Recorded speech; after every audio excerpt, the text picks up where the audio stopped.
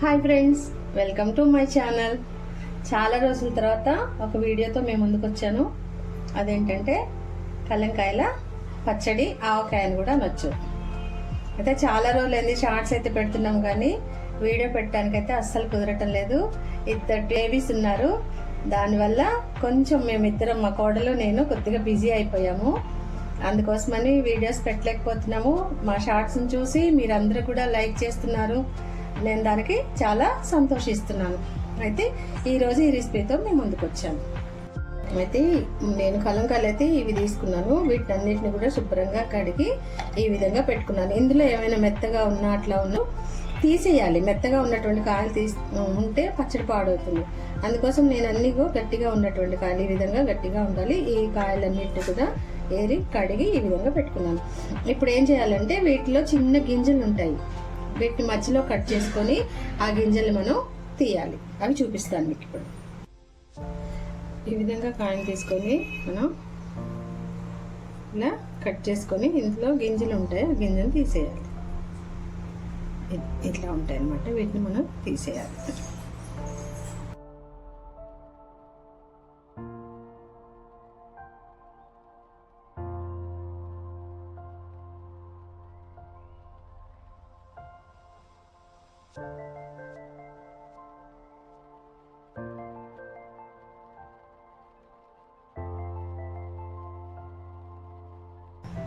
ఈ విధంగా మనం అన్ని ముక్కల్ని ఈ విధంగా కట్ చేసి పెట్టుకోవాలి. ఇప్పుడు మనం ఈ విధంగా 2 పీసెస్ చేసుకున్నాం కదా, అలా కాకుండా వీటిని మళ్ళీ మధ్యలో కూడా కట్ చేసుకోవచ్చు. కానీ నేనైతే ఈ విధంగానే ఉంచుతున్నాను.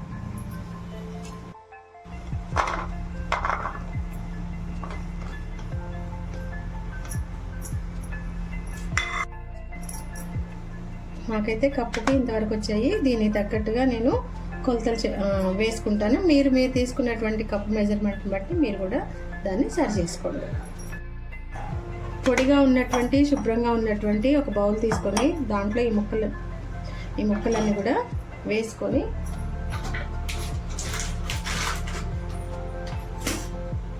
నేనైతే ఈ స్పూన్ తీసుకున్నాను, టేబుల్ స్పూన్. దీంతో నిండుగా 3 స్పూన్ల కారం వేస్తున్నాను.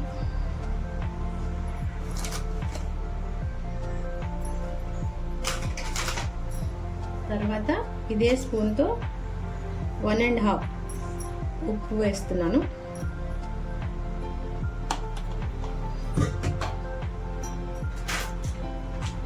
తర్వాత ఆవపిండి కూడా మనం ఉప్పు ఎంతైతే తీసుకున్నామో ఆవపిండి కూడా అంతే వేసుకోవాలి. కొద్దిగా ఇంగువను కూడా వేసుకున్నాం. ఇవన్నీ కూడా ముక్కలకు పట్టేటట్టుగా ఈ విధంగా కలుపుకోవాలి.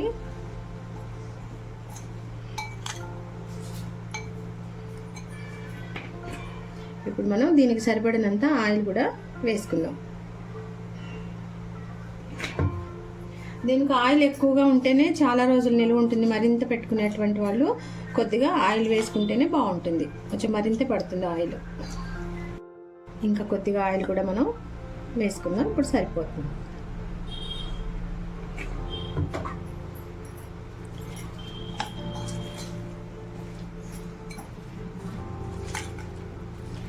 అయితే ఇది ఇప్పటికిప్పుడే వేసుకోవడానికి అయితే కుదరదు.